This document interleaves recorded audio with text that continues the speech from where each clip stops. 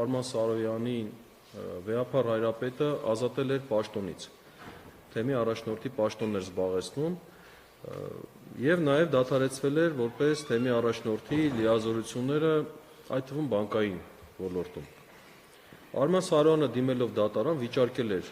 այդ տնօրինությունը եւ որպես հայցի ապահովման միջոց դատարանից խնդրել էր ապահովել, որպեսզի շարունակի պաշտոնավարել։ Դատարանն էլ նման միջոցներ էր ձեռնարկել, ինչի մասին քիչ ուշ կխոսեմ։ Հիմա տեսեք, խնդիրը կանում է նրանում, որ Հայաստանի դատարանները չեն կարող այսպիսի վեճ քննել։ Ինչու, որովհետև եւ Հայաստանի Հանրապետության օրենսդրությունը եւ միջազգային պայմանագրերը երաշխավորում են եկեղեցու ներքին ինքնակառավարման իրավունքը։ Արգելվում է պետական մարմիններին կամ պետության ընդհանրապես միջամտել եկեղեցու ներքին գործերին։ Սա ուղղակի ամրագրված է նաև մեր օրենքներով։ Ինչու է այդպես, որովհետև չի կարող պետությունը միջամտել այն հարաբերություններին, որը իրավունքով չի կարգավորվում։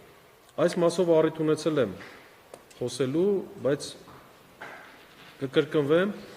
ուրեմն տեսեք, եկեղեցու ներքին կյանքում կան իրավիճակներ եւ կան հարաբերություններ, որոնք չեն կարող, ուղղակի տրամաբանորեն չեն կարող իրավունքով կարգավորվել։ Մենք լավ գիտենք, որ միջազգային իրավունքը նաեւ Հայաստանի Հանրապետության սահմանադրությունը օրինակ արգելում է, այսինքն սահմանում է խտրականության արգելքի սկզբունքը։ Այսինքն չի կարելի ծերով պայմանավորված խտրական վերաբերվել օրինակ կանանց։ Մինչդեռ դուք լավ գիտեք, որ եկեղեցական կյանքում կանանց շատ հարցերում ուղղակի արգելված է որոշակի կարգավիճակներ ունենալ, որոշակի գործողություններին մասնակցել։ Օրինակ, կինը չի կարող եպիսկոպոս դառնալ, կինը չի կարող քահանագործել, չի կարող խորան բարձրանալ։ Հիմա եթե մենք զուտ իրավունքի աչքերով նայենք, սա խտրական վերաբերմունք է, բայց բնականաբար եւ միջազգային իրավունքը եւ Հայաստանի Հանրապետության իրավունքը այդպես չի նայում, որովհետեւ սա պետության գործը չէ։ Հիմա ինչ է տեղի ունեցել, տեսեք, հայցի ապահովման միջոց են կիրառել դատարանը եւ այսպիսի որոշում է կայացրել դատավորը։ Արգելել պատասխանող հայ առաքելական սուրբ եկեղեցուն եւ այլ անձանց իրականացնել որևէ գործողություն, որը կարող է որևէ կերպ խոչընդոտել Արման Սարոյանի որպես թեմի առաջնորդ լիազորությունների իրականացմանը, այդ թվում ֆինանսական հաշիվների տնօրինումը։ Հիմա խնդիրը կանում է նրանում, որ դատարանը դատավոր Էդգար Հովհաննիսյանի նախագահությամբ ըստ էության համարել է, որ սա աշխատանքային վեճ է եւ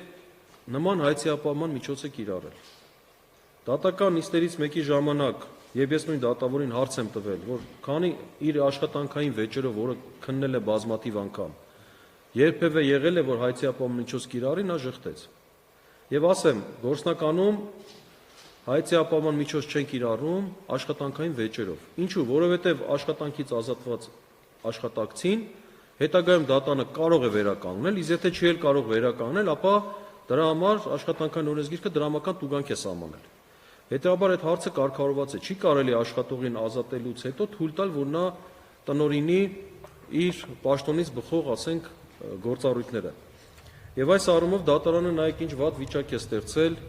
հայ առաքելական սուրբ եկեղեցու համար։ Հիմա Արման Սարոյանը,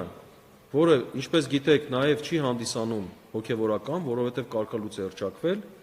Արման Սարոյանը այսօր բանկային հաշիվներով գործարքներ է կատարում։ Դատարանի որոշման եւ հարկադիր կատարողի կամայական մեկնաբանության հիման վրա։ Ավելին, ամենայն հայոց կաթողիկոսը, երբ որ նրան զրկել էր պաշտոնից, նաեւ դադարեցրել էր նրա լիազորությունները բանկում։ Եվ հարկադիր կատարողը ինքը կատարողական վարույթի օրենքի կամայական մեկնաբանությամբ ինքն է լիազորել Արման Սարոյանին, որպեսզի նա բանկում գործարք կատարի։ Այսինքն հարկադիր կատարողը իրեն դրել է ամենայն հայոց կաթողիկոսի տեղը եւ նման լիազորություն է տվել։ Եվ այսօր Արման Սարոյանը այդ բանկային հաշիվներին մատչելիություն ունի, ավելին կառավարում եւ տնօրինում է, չունենալով դրա իրավունքները։ Պետք է տեղեկացնեմ, որ ապրիլի 1-ի դրությամբ արդեն ավելի քան 15 միլիոն դրամ նա այդ հաշիվներից դուրս էր հանել,